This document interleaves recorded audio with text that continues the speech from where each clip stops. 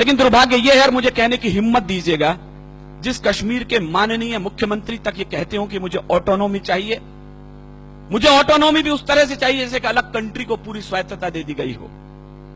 हमने अभी 370 धारा उन्हें सौंप रखी है। विज्ञ लोग जानते हैं हमने 3 प्रांतों के बराबर कश्मीर के ऊपर खर्च करते हैं, लेते उसे एक फूटी कौड़ी भी नहीं। बीमार प्रांत है वो, उसके बावजूद यदि वहां पाकिस्तान जिंदाबाद के नारे लगते हैं तो मुझे जिम्मेदार लोगों के सामने बयान देने का हक दीजिएगा।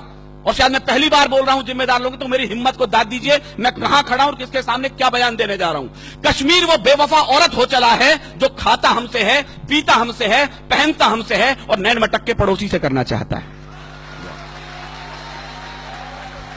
52,000 बेटे खोने के बाद ये मुल्क कश्मीर को अपना मानने को तैयार नहीं है कुछ लोग वहां पर। मैं कहना यह चाहता हूं, अपनी इस केसर घाटी को इतना लहू दे चुके हैं हम, अब तो जो भी फूल खिलेंगे वो सब फूल हमारे होंगे। अब तो जो भी फूल खिलेंगे वो सब फूल हमारे होंगे।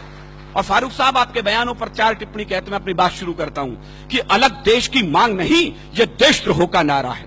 और कहीं कविता हो, भुवन जी जैसे बड़े भाई मेरे यहां बैठे, मैं आप तक पहुंचाता हूं। अलग देश की मांग नहीं, ये देशद्रोह का नारा है। ठंडी झीलों से निकला जो जलता सा अंगारा है, उन बेटों से गद्दारी है जो पर्वत पर सोए हैं। या पुलिस के जवान और सेना के जवान हैं, मैं आज की शाम उन्हें अपनी कविता सौंप रहा हूं। उन बेटों से गद्दारी है जो पर्वत पर सोए हैं, ना इंसाफी है उस मां से जिसने बेटे खोए हैं। और तुमको भी फारूक जी इसका, मुझे एक एक श्रोता के हाथ खड़े करके तालियां चाहिए इस बार मैं ठीक बोल रहा हूं तो, तुमको भी फारूक जी इसका सचमुच ध्यान रहा होता अगर तुम्हारा बेटा सीमा पर कुर्बान हुआ होता। अगर तुम्हारा बेटा सीमा पर कुर्बान हुआ होता, अगर तुम्हारा बेटा सीमा पर कुर्बान हुआ होता। तुम कहते हो काश्मीर के तुम ना जो सीएम होते, कहते हैं तो मैं हिंदुस्तान में हूं या के विवादास्पद सूबे का सीएम हूं, मैं होता तो वहां का प्राइम मिनिस्टर होता। फारूक साहब, हिंदुस्तान में राजस्थान वो मिट्टी है जैसे इतिहासों को आईने दिखाए, एक आईना मैं दिखाता हूं। तुम कहते हो काश्मीर के तुम ना जो सीएम होते, जाते पाकिस्तान वहां पर तुम उनके पीएम होते। फारूक जी अगर पाकिस्तान का, मुझे आपकी कमजोर तालियों के बीच कविता पढ़नी पड़ रही है, मेरा दुर्भाग्य भी हो सकता है। फारूक जी अगर पाकिस्तान का कुछ इतिहास पढ़े होते, फांसी के तख्ते पर तुम भी भुट्टो संग चढ़े होते। फांसी के तख्ते पर तुम भी भुट्टो संग चढ़े होते। फांसी के तख्ते पर तुम भी भुट्टो संग चढ़े होते।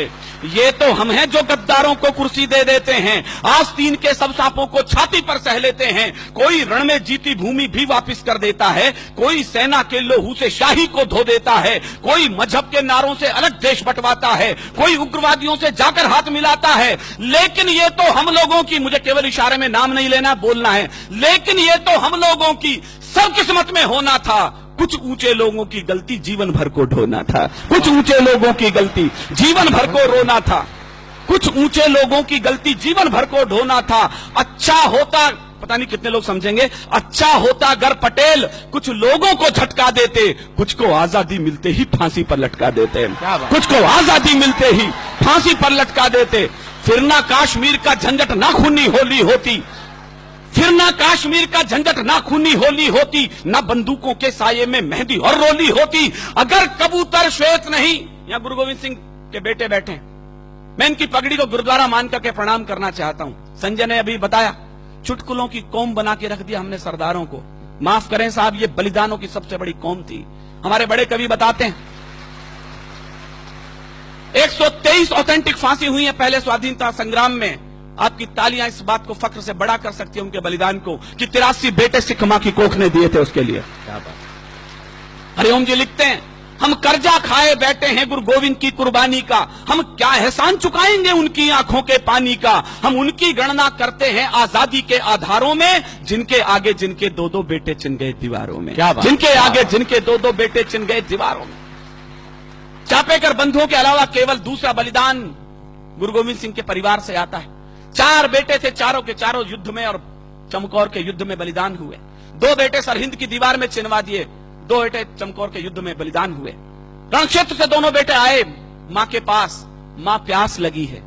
मां ने कहा शर्म नहीं आती रणक्षेत्र में खड़े हो, शत्रु के लहू से प्यास क्यों नहीं बुझा लेते। क्या बात। दोनों के दोनों बेटे बलिदान हो गए। मां की आंखों से आंसू आने लगे तो गुरु के पास गई, 4 बेटे थे, चारों तो बलिदान हो गए, अब क्या करूं उस खाली कोख का।